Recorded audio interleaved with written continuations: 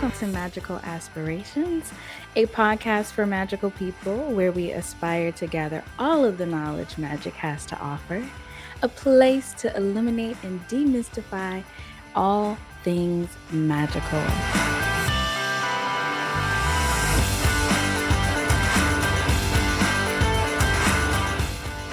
Hello, beautiful people. Welcome back to Magical Aspirations.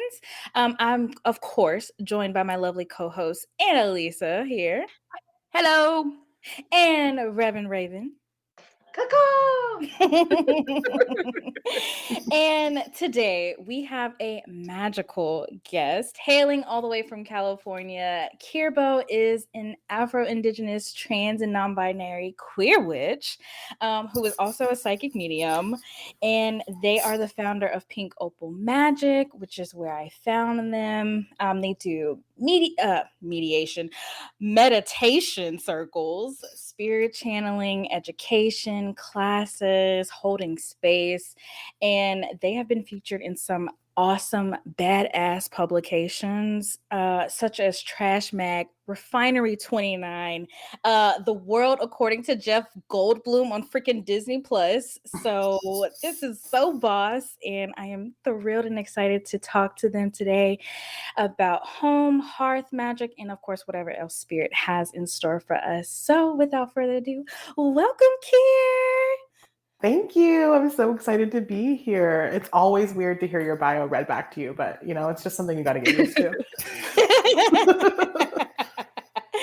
I love it. So, of course, we like to ask everybody, starting off, what are your magical aspirations? Yeah, I right now am really focused on trying to be kind of a connector piece and or a key for people. I think that it's really, well, I've been told, I've downloaded that it's really necessary that we connect to the elements, that we understand and are able to see more than just the mundane sight and sensations of the planet, and we can see more of the hidden world, what's going on, and try to just kind of plug us all back in so that we care and try to stop it from dying. So that's my magical aspiration right now, is to try to connect people to that place inside of them that already lives and already alive and existing, but to kind of make it more conscious and make it more intentional so that they can feel like they belong here and feel like the planet is their home and their parent, so that we can resist the temptation to slide into apathy and be frozen by fear and not make the moves that we need to make to save the planet. It's got to matter to us on different levels than just, I'm afraid to die. So that's my main goal right now, is focusing on finding the best ways to deliver that wisdom, to teach the information, and to make it make sense for people. It's my main focus currently. I am literally obsessed with this. As I was going through some really deep scrolls of your social media, I went way back. You have this beautiful authenticity that you just, without even reading any of the words that you've posted, it just kind of oozes off of you. And I'm glad that you brought up about faith over fear. That was the first thing that really stood out to me, was just in you click on your website, it says Pink Opal Magic, faith over fear. Why those words, both for the business title, but for your tagline? Pink Opal, anybody that knows crystals, it's a big self-love stone, but I'm just curious of what your thought process was of naming your business. Yeah, the Pink Opal stone came to me in a really important time where I was stretched very thin and physically, mentally, spiritually, emotionally, incredibly exhausted. And I couldn't really see a path forward that I felt like I had the energy to do. And when that stone came into my life, it kind of remothered me in a lot of ways and helped me to see that there's never going to be a path forward to anything that's going to feel aligned and purposeful, anything that's going to feel supportive and healthy and exciting without engaging in the fear. I I've always been a very fearful child. I've experienced a lot of different types of abuse and hardships throughout my life. And so I've always been scared. And the biggest fear that I've had since, like, I'm talking like 4 years old, was of the spirit world. And so when I was finally able to say to this like incredible sense of fear and trepidation that, you know, you don't have to leave, but we're going in this direction together. We're gonna go. I'm gonna face the direction of my fear and go straight towards it.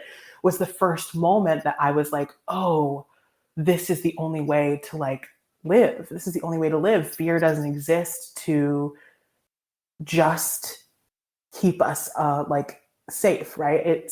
That's its main purpose. That's the part of like our brain computer to like keep us alive. That's our evolution. It's a good friend, and it's just not supposed to be in charge. And so fear is never going to not be there, right? It's never. I have not experienced it not being there. I won't speak for the world. So some people I'm sure are fearless. There are some things that I still am not going to do. Like I can't do it. It's too scary. But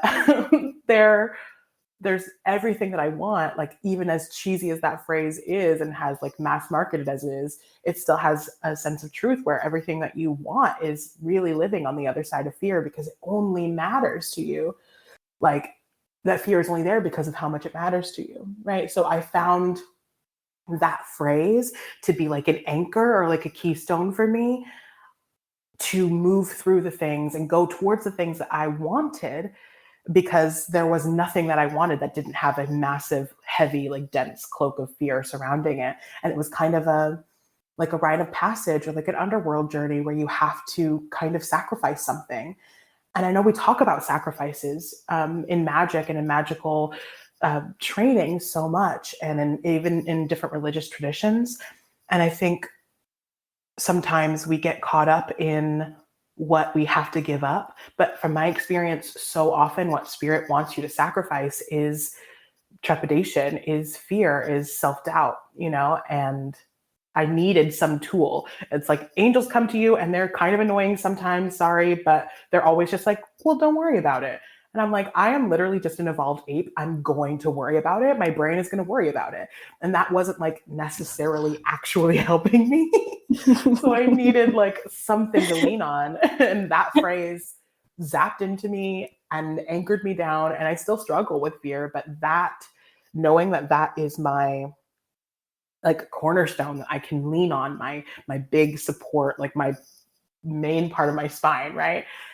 Makes it so that I can actually engage in the work that I'm being called to engage into. Because otherwise I would be way too scared.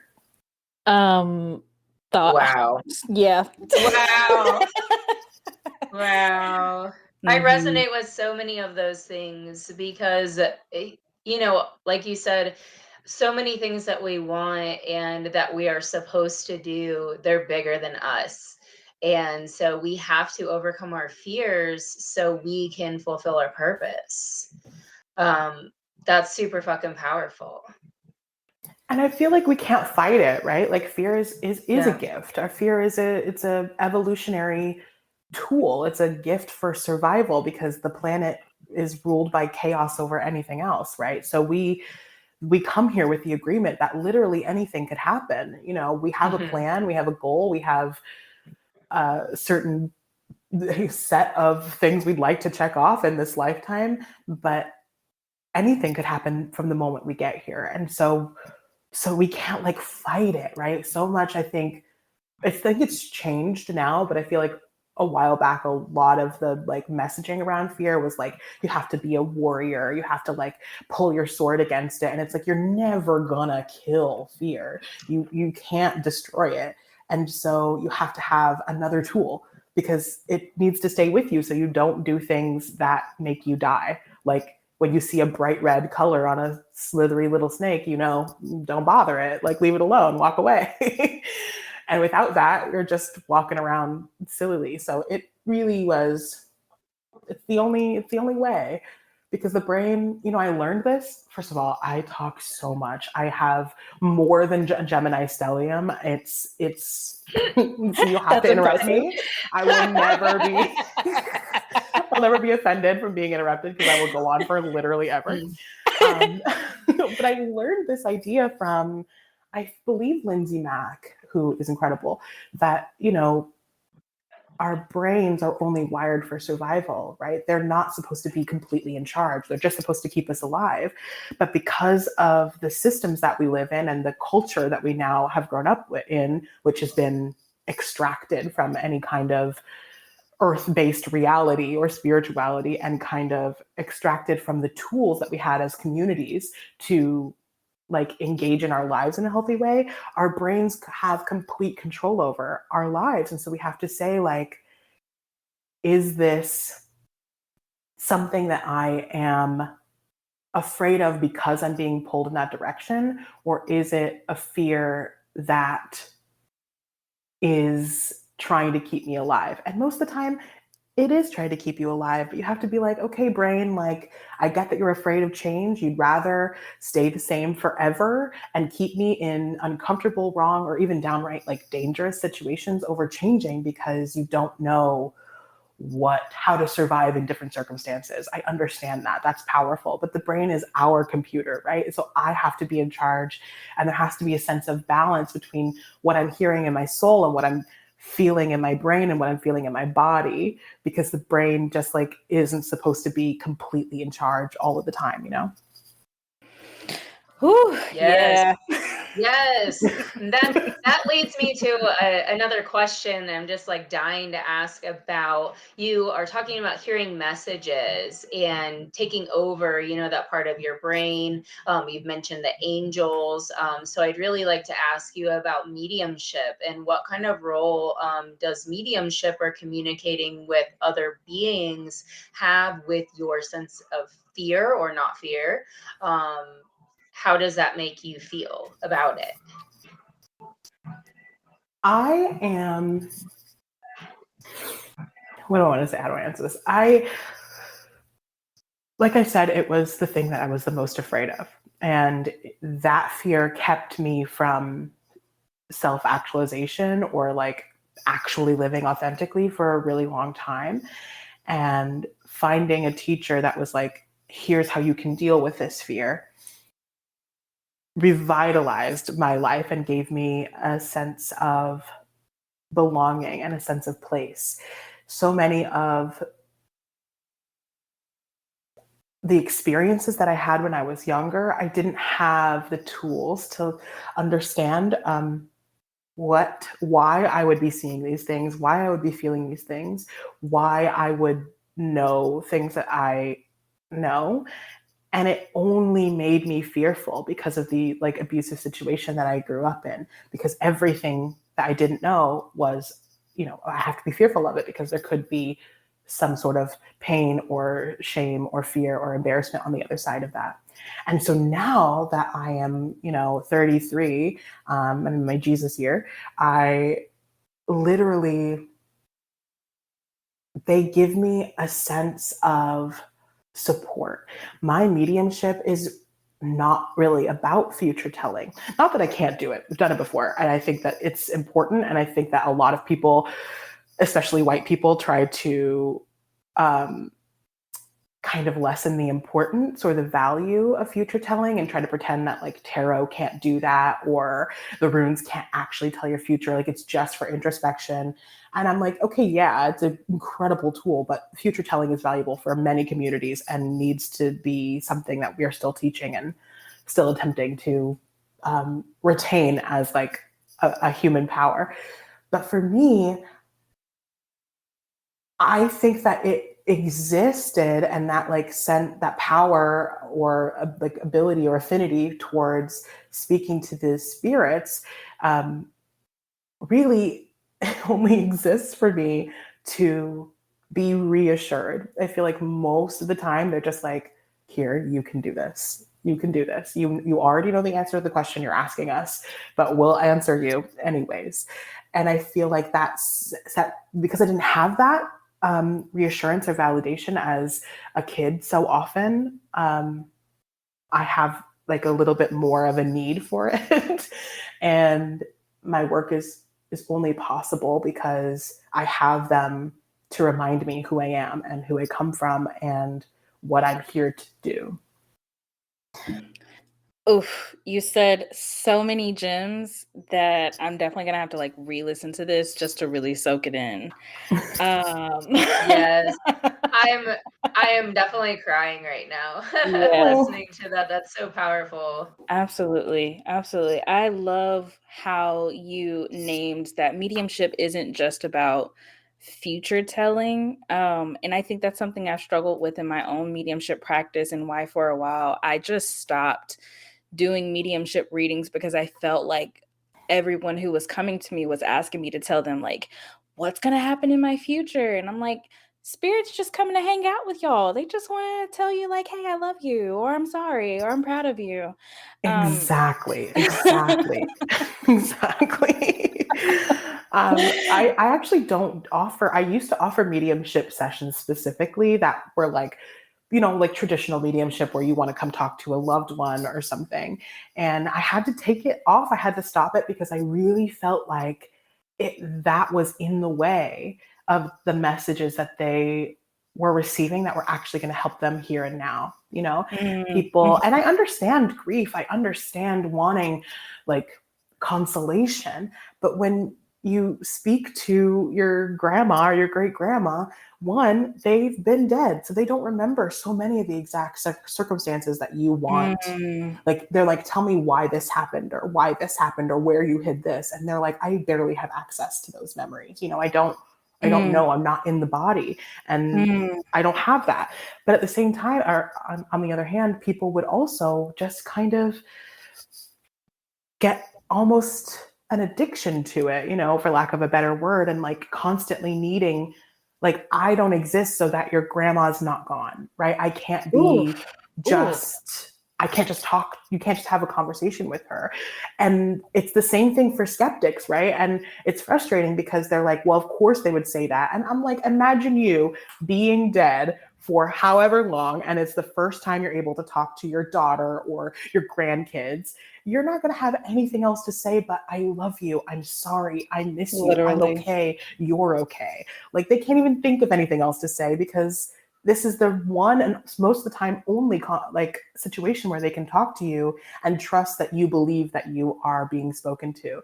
So I'm Mm, sorry that they're not telling you like what your future is, because spoiler alert, you get to choose.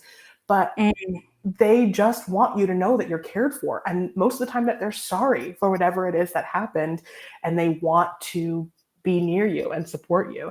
And so I had to like TO on mediumship and just not offer it. Like I totally feel you on that, because yeah.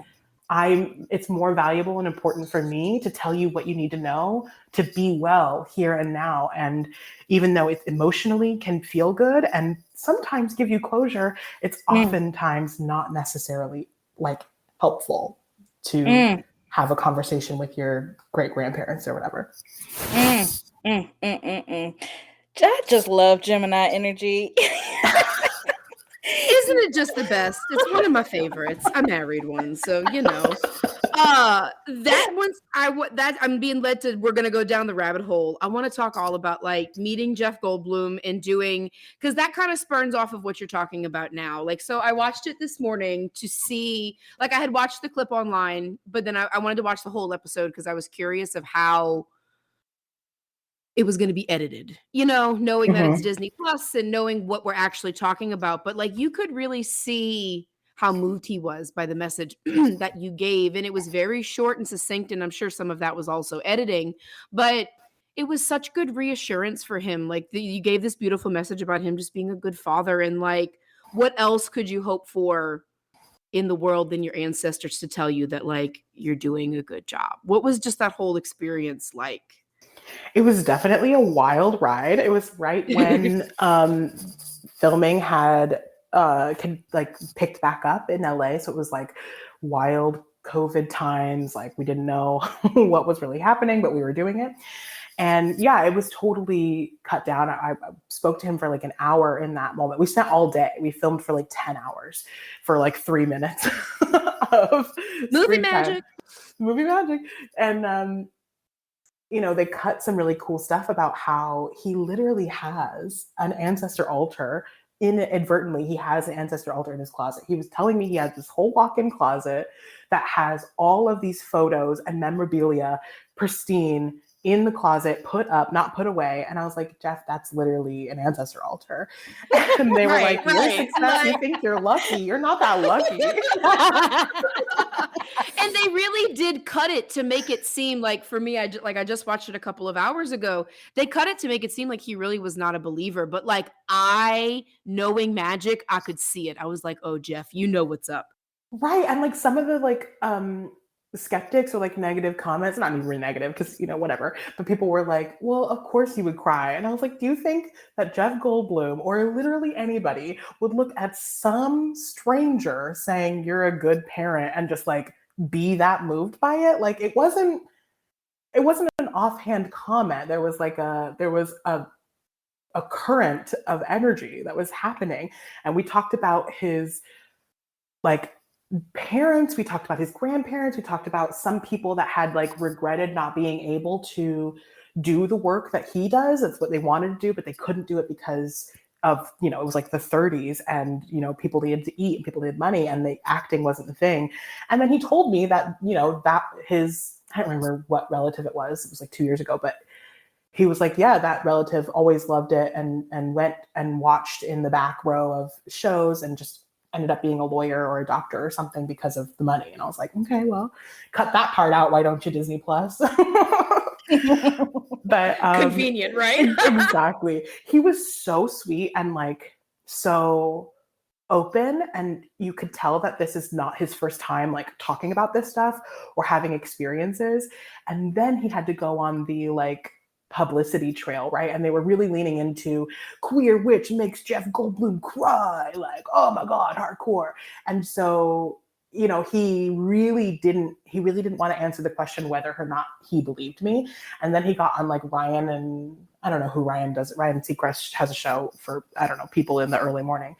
And he kept being like looking off to the side to the producers because he didn't want to answer the question. And then they pushed him, Ryan Seacrest like pushed him, and he was like, well, no, I don't believe it then. And I was like, that's fine. Like, you don't have, like, it never bothers me if people don't believe in this stuff. That's not my problem. Mm-hmm. You know, I don't mind. Good, great, awesome.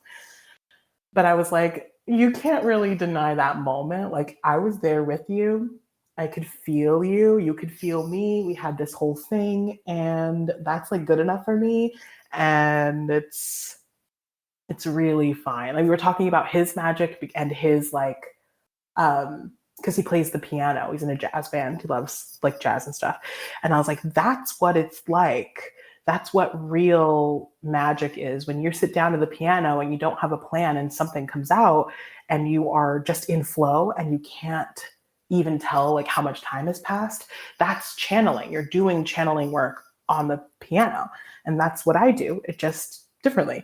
And, you know, he was moved by a lot of things the whole day and the whole night. And I wouldn't say it's not a shame that they cut it down because, you know, right place, right time. It was, you know, right. You saw the rest of the episode. It was about like illusion magic and weird things. So right, there's like Penn and Teller and then these like scientific people. No, I despite what anybody may say, I know magic, and I watched that this morning just over my TV, and you could exactly what you're talking about.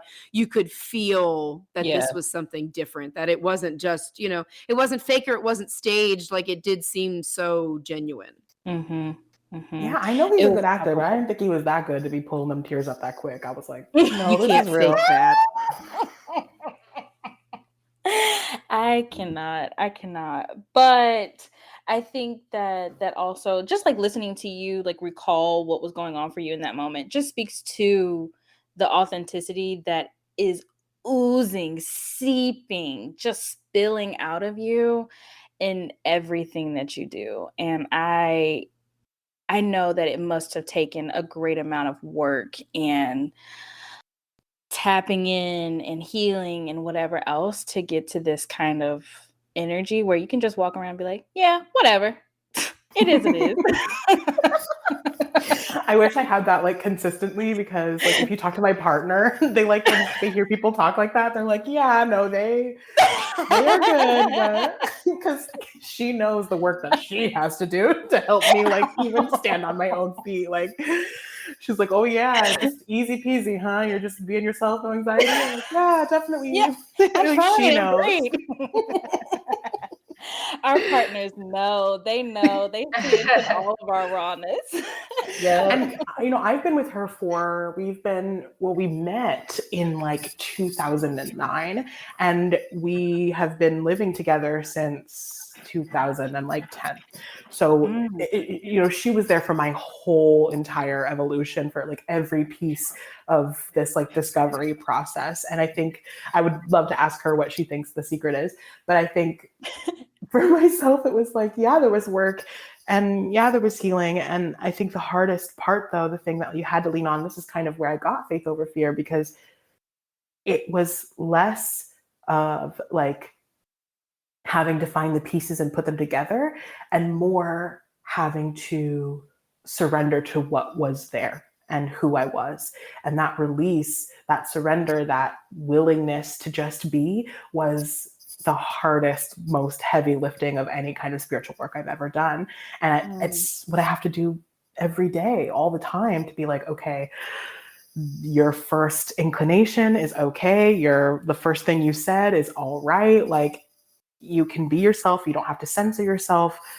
It seems like it flows, really easily for me, but it comes from the consistency of like that work of being, telling myself, talking to those parts of my brain, and steeling myself and grounding myself, and, working on that sense of bravery like every day. Yeah, that is really incredible, and it leads me to my next question. It's just like I'm really dying to ask you, as you identify yourself as non-binary queer witch, how do you feel that your identity is related into your magical practices? Yeah, the thing about it for me is that, and I've said this before, that my sense of magic and my sense of power inside of myself was living like in the same place that my queer and trans identity was living, buried under the same stuff. At a very young age, I put both of those things away, and I packed them away into the same box. So they're inexplicable for me. I can't extract them from each other. They are of the same energy. And, I don't know if it's because of my Indigenous heritage. I don't know if it's because of my African heritage. I don't know if it's because of who my spirit's been before, but that otherness in my gender and in my sexuality and in my perspective on the world, because of that, heavily influences my ability to believe in my magic and believe in myself. And I think that I am meant to be close to the veil, right? I travel worlds, and that being neither and both when it comes to gender, being not easily defined or pinned down, but it's like that Gemini thing. I'm both and I contain multitudes. That is all in the same plan for me to be able to cross over worlds, to make connections in the spirit world, and also just with speaking to people like in real life, and being like, hey, I see what you're trying to do here. It's not working. Here's what might work, or you're doing a great job. Let me speak affirmations over you.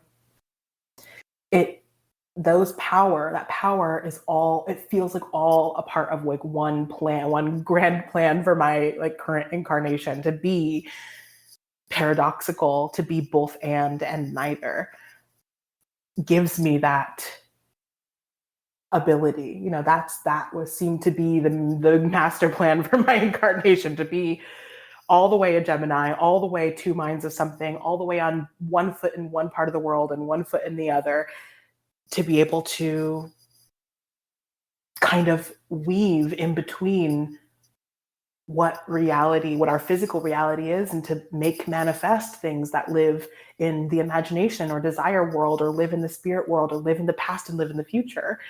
I can pull those through. Like, if I was the needle and that was the thread, they pull through me, and I go through those different worlds to bring that energy to another place, to make the thread, to sew it together and to bring our consciousness to a place that understands that these worlds aren't separate. That I is super love powerful. Oh my God. yes, Thank yes. you so much for sharing that. I really just feel that message of authenticity. When you are truly yourself, then you can accomplish so much more. And whether that's in the physical realm, the spiritual realm, wherever it might be, just allowing ourselves, and well, after a lot of healing and a lot of fucking work, I'm sure too, to discover who that person is, but fully being yourself. Yeah. Yeah.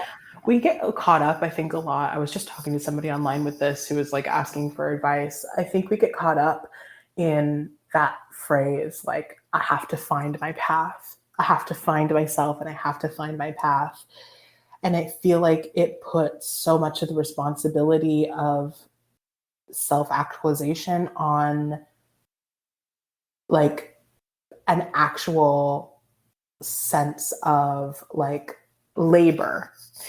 And for me, that labor is kind of I don't know what's the word, like misconstrued. Like you don't have to just get experiences to find yourself and find your path. If finding yourself and finding your path is your main like compass point, then you're going to be chasing that forever, because fate has so little to do with so much of what we experience in this life on this planet. And it's way more about what you want to do. It's about choosing yourself and choosing your path. And not to say that there's not things buried inside of us, things buried underneath us trying to be different when we're younger, or avoid pain and avoid heartbreak and avoid abandonment. Of course, we put pieces of ourselves away and we have to let those pieces out. And there is a sense of discovery in that. But if it's discovery forever, you're never going to discover, because you get to choose what you want. You get to choose your future. You get to choose who you want to be in love with. You get to choose who is like a part of your spirit family, who is a part of your family in this incarnation. I don't mean your birth family. I mean your chosen family. You get to choose. So like we were saying earlier, people coming to be like, what's my future? My first answer is, what do you want it to be? What are you so afraid I'm going to say because you don't want it to be that? You don't have to. You get to choose. The main rule of the universe, beyond that chaos is also God, is that it's free will. This is a consenting universe. You get to do what you want to do. And finding your path and keeping that as your like main tool or your main reason for being, it'll have you running in circles forever, because you're just going to discover a million different things that maybe all have something to do with who you are. But if you can't surrender, if you can't find the sense of ease and release to just do what comes naturally and investigate what you're doing that maybe doesn't come naturally, then you'll never feel that satisfaction of living like aligned and purposeful life. I think that is so important. Like this, we are a culture that is like addicted to addictions, and I think especially in this community, we don't talk enough about the people who get addicted to healing. That like, yes, healing is a never-ending journey for sure. Like I totally stand that, Mhm. whatever. But there is something to be said about sitting like within that healing for at least a time. Like I have a couple of people in my nearish inner circle that ask me a lot of questions about things, and they're always kind of like constantly digging and digging and digging and digging. And there's sometimes that I'm like, you just gotta like relax. And I also have to remind myself of that too sometimes, that like we are still in this meat suit, right? And you know, we're Mhm. subject to things like hormones and being tired, and like my air condition tried to go out this past week, and just simply being hot, like my whole processes were like really affected. And I think that people forget about that sometimes, that like, yes, there are all these outside influences, but sometimes it doesn't have to be this never ending, like you're saying, path of what's my path? What am I supposed to be doing? Sometimes you're supposed to be sitting the fuck down. Absolutely. Absolutely. And I feel like a little bit of that, like sense of I'm constantly digging, I'm constantly looking for the next healing modality to heal. Sometimes when you go to the root of that, it's like you think that there's something wrong with you. And there's Mm, no tool or like meditation that you can go on that's going to fix that without you seeing that you think that there's something wrong with you and that there'll always be something wrong with you. And you're never going to feel any of the things that you want to feel without seeing that you think or you learned somehow a long time ago that you are wrong or bad or not right and not deserving of love and not deserving of a good life. And without the willingness to like see that, to see what your motivations are, it's really tempting to get stuck in that loop of healing and that loop of constantly going on like retreats or whatever. Like at some point, it's individual work, not individual, but sometimes it's personal work. And there are mm, journeys that we go on with community support, hopefully, but also it is a personal journey that you have to, even the spirits can only take you to the door. They're not going to force you through ever because free will. So when you get to the door, there's always a certain level of like, this is up to you now. Do you want to walk through it? And mm, because we don't have support in this life, because we don't have our communities intact, because we don't have a collective understanding of what humans need and that we deserve to have them because we are experiencing massive grief every single day on a global scale just from the planet we walk on and from the other people that we're connected to and the other animal people and stone people and water people that we're connected to. That grief, you kind of can't fault people for just getting stuck in that loop and trying to find something to feel better because humanity's never felt like this before. It's never felt like this to be a human. This is unprecedented. And yeah. I understand. You have to understand because we don't have what we're meant to have as humans to like deal with this. I could not agree more. It makes me think about how it took so much for me to actually try to connect with my ancestors who are not of like directly, who are not, from me the past 5 generations. Mhm. So to go deeper into my ancestral lineage, because I was terrified that they would think something was wrong with me because of different belief systems, my own queerness, the way I decide to live, where I actually choose to spend my money and things, just like small things like that.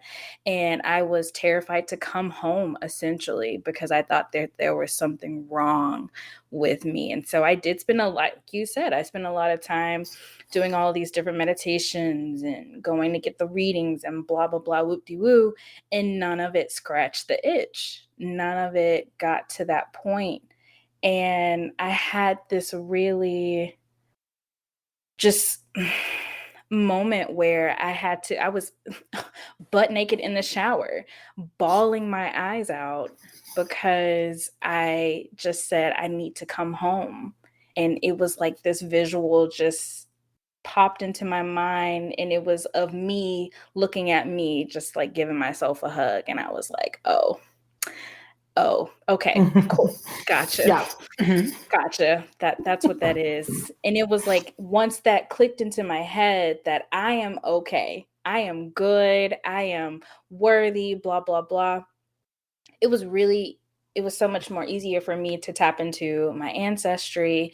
But even then, like now that I'm studying a little bit more about different African traditional religions, I find myself having to constantly remind myself of that because of their specific what's the word, like institutions around, like, just like queerness, for example, and how the man and the woman are together, and it's like, yeah, but that's not my reality. And but still being able to find the message out of what they're telling me without taking on that belief or that oh, here I am doing something that's wrong again. Does that make sense? It does make sense. Yeah. And I feel like a lot of people experience that, especially when they're trying to reconnect with African traditional spirituality, not because it's somehow behind or backwards or wrong, but because there's also a sense of, I don't know, I almost hesitate to say this because I don't want to speak about things I don't all the way know about, but also to me, it feels like that is kind of an intrusion from the lessons that we learned from white supremacy going really far back. I'm not sure, because we know that if we exist as African descendant queer people, that there were African queer people, right? Like they didn't not exist. And it wasn't just like, we don't have record of persecution forever. You know what I'm saying? When we go back, we see that there was a place for us. There was a way to live, even if there were some people that didn't agree with it, or different tribal nations that were like, ew, no. But there was always some people who didn't have a problem with it. Those people exist. And when they've been, so many of our, going 10 generations back, one, sometimes it takes a long time for them to wake up once you start calling them. So they don't always arrive on time. Spirits don't cross bodies of water super easily. They need minds to be a part of. But also it comes back to the conversation we were having earlier about, your dead loved ones, is that once they have that separation from the limitations of humanity and the brain, they can kind of see, those ancestors will sometimes still ask for the tools that they are comfortable with, the understanding that they have, when people have Catholic ancestors who aren't super Catholic, but they're this is how I know how to do it. I know that we need the rosary. I know that we need to have these candles. I know that you need a Bovida. I don't know what else, but I know that this is what my tools, what makes me comfortable, and they're not trying to force you to be a Catholic, but they're this is in my life how I learned. These are the tools that I used. And so I sometimes will put a Bible out, even though I'm that's not my bag, because that's what they need to feel like they can support me. And they know once you die, you kind of know the truth, and you're not stuck to any one version of human religion experience. You're oh, okay, so it's a little bit more than that, and I'm not going to punish you. And if you say, if you make that boundary that I cannot engage with any ancestors that are not well and well-intentioned, you're just not going to run into homophobes, because that's not a state of wellness, Absolutely. Yeah. I feel that. Oh yeah. All of that. Just all of that. I do want to ask about to tout you for a minute, because you are just fantastic. You have an elemental attunement course coming up, and I love when we start talking about the ancestors, and you got to start talking about the elements after that. And I'm also a giant Avatar nerd also, which I really appreciate. So let's tell the people all about that. Yeah, it's my baby, really. I've been thinking about it for a long time. And again, fear for a while held me back from actually releasing it, because I downloaded it so long ago, a couple of years. And it's intended to kind of wake up the cells in our body that already know how to talk to elemental spirits, that know how to, not even just spirits, that know how to engage with the plants that straight up talk back to you, and the birds that straight up talk back to you. When I first watched Avatar, I jumped out of my seat, because I was do people not see that this is how it really is? This Agreed. is so close to the truth. No one sees it. I'm you can be the biggest fan and not see that that sense is inside of you. And there's so much noise in this world right now. If it were ever possible for us to engage with the elements like that, it doesn't seem possible now because of how loud everything is. I mean, we made space loud. That is so embarrassing. We literally made space so loud. And I just feel embarrassing is the only word for it. It's the only word for it. I'm shame doesn't exist. And I'm also that's so embarrassing. Two sides, same coin. But we are going to go through 4 weeks of me just trying to basically shake people awake and teach you the spiritual technologies that, some of them feel they're a little lost, and some of them feel so basic that it's easy to kind of skip over it in your excitement of like learning how to cast spells and learning how to be magical and do manifestations. We kind of like, you know, kind of gloss over well, what does the earth have to say? Like, what does the air have to say? And I was guilty of that. And then when I was, after I figured out like all the mediumship stuff and I started talking to spirit more, they kind of like turned me around and put me right back in the starting point to be like, okay, now look at this again.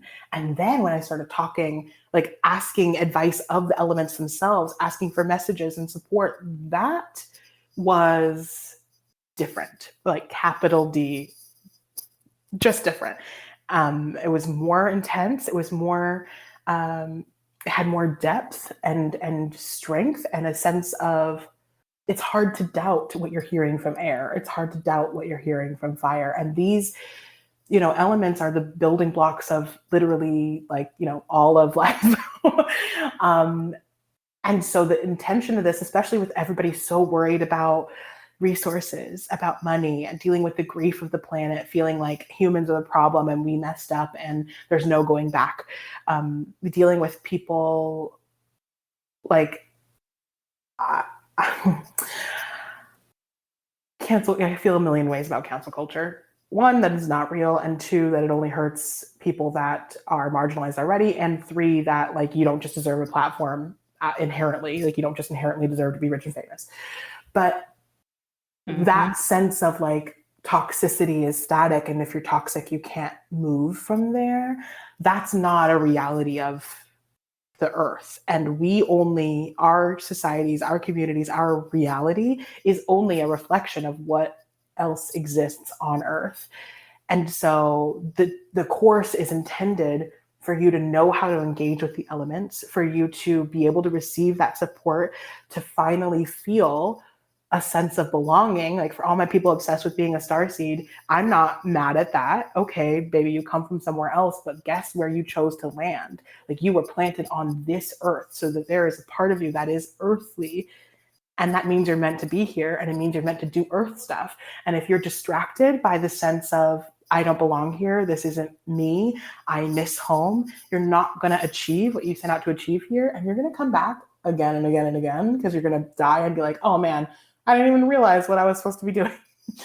And that sense of like home, earth first, home first, is really like, this whole course is really just like me being in my lane and trying to save the planet in my lane, you know?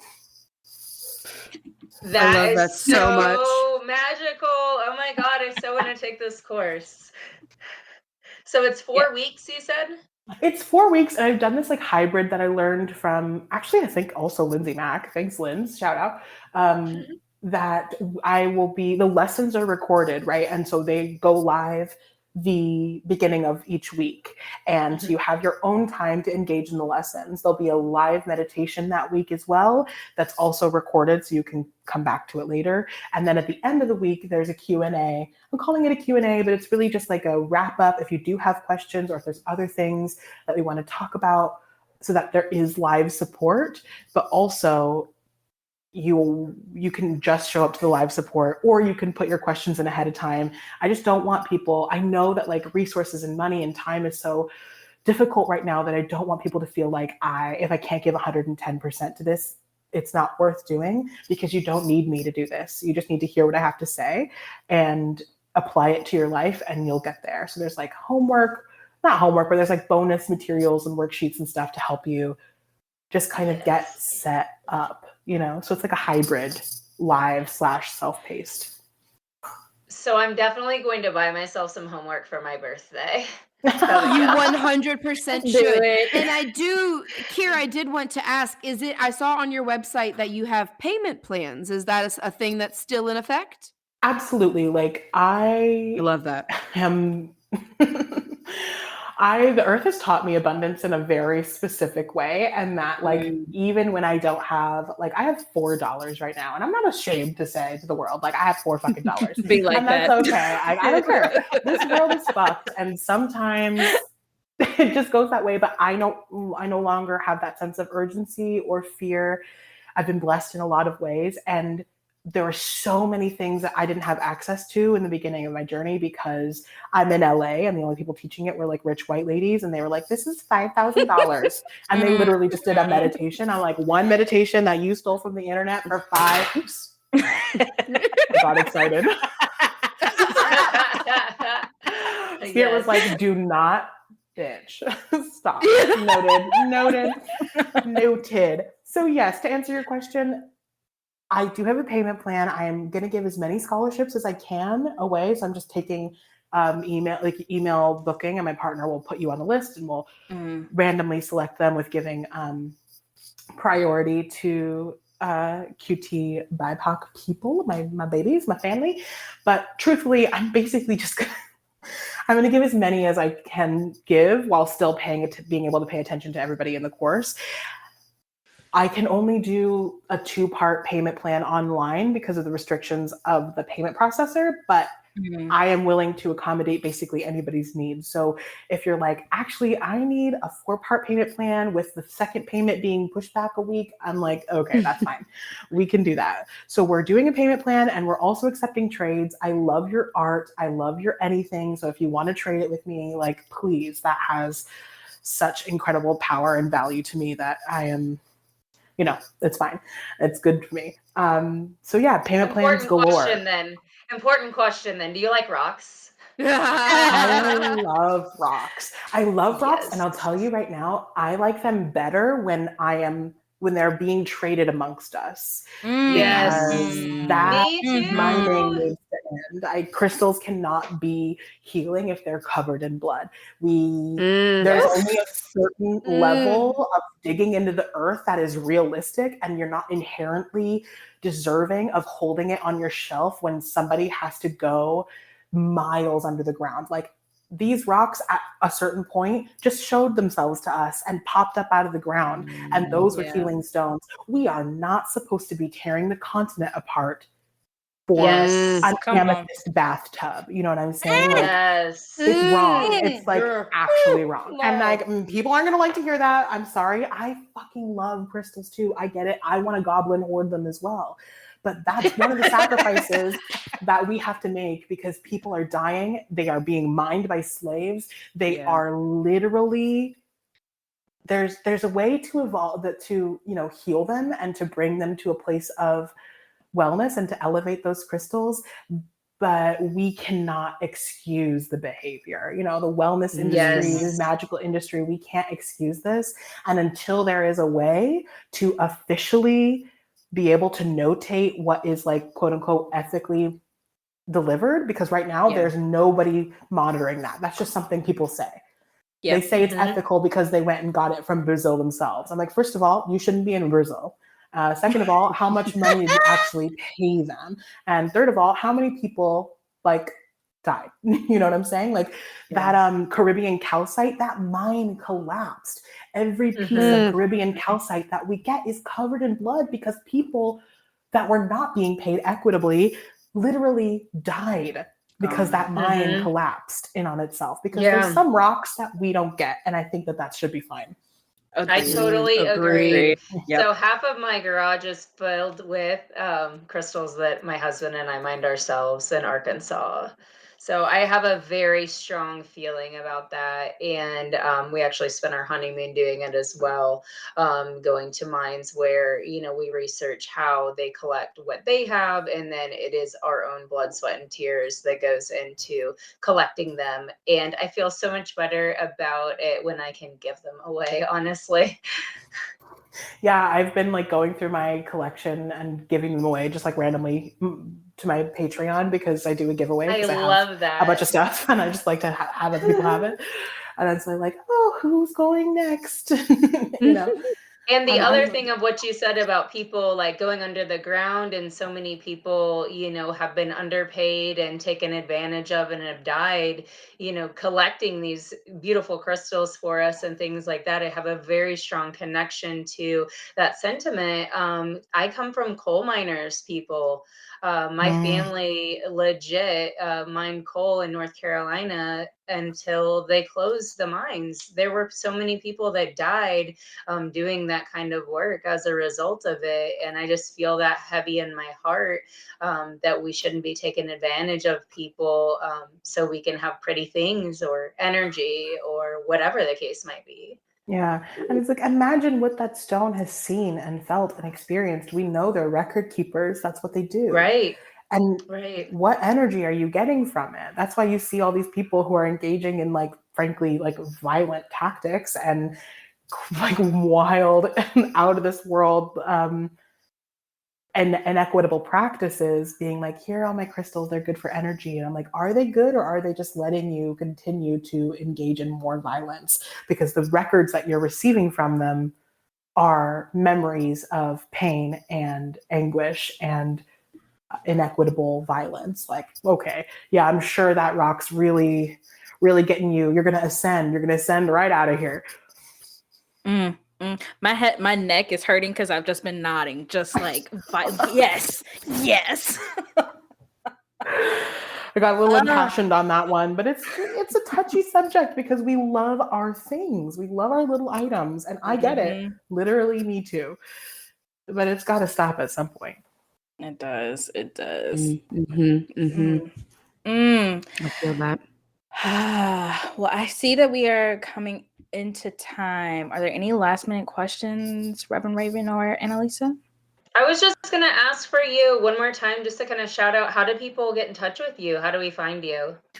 Yeah, I am on Instagram at Pink Opal Magic. I'm on TikTok at Gemini because I couldn't just have one handle.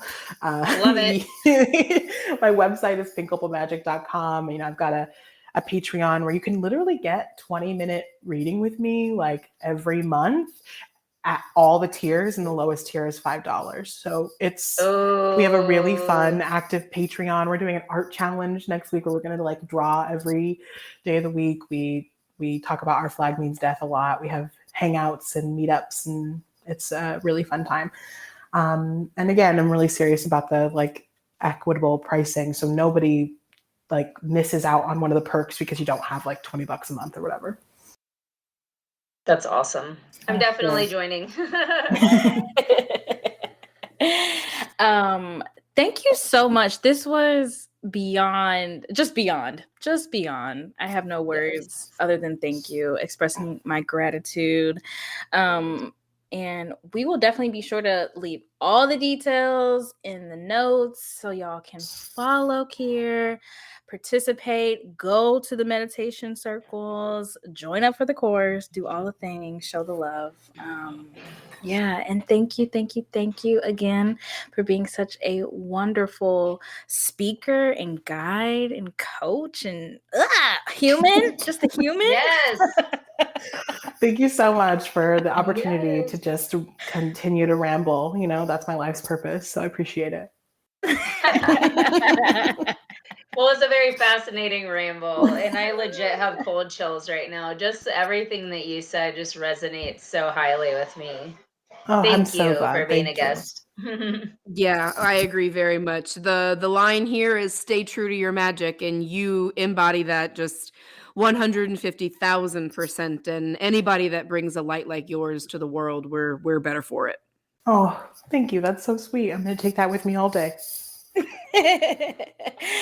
Well, y'all have heard it here. Thank you for joining us, and be sure to tune in next week. We'll see you later. Bye. Bye. Stay magical.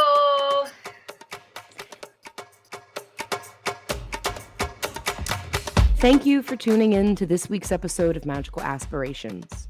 Be sure to like and follow us on Facebook and Instagram at Magical Aspirations to keep up with the latest and the greatest from Annalisa, Adriana, and Reverend Raven, and to join in on the Magical Aspirations conversations. Come check out our website, magicalaspirations.com, to find bonuses from our guests, our Magical Aspirations blog, and to reach out to our magical hosts with questions, comments, reviews, or ideas for future episodes. We are so grateful for each and every one of you listening. Thank you again, and as always, stay true to your magic.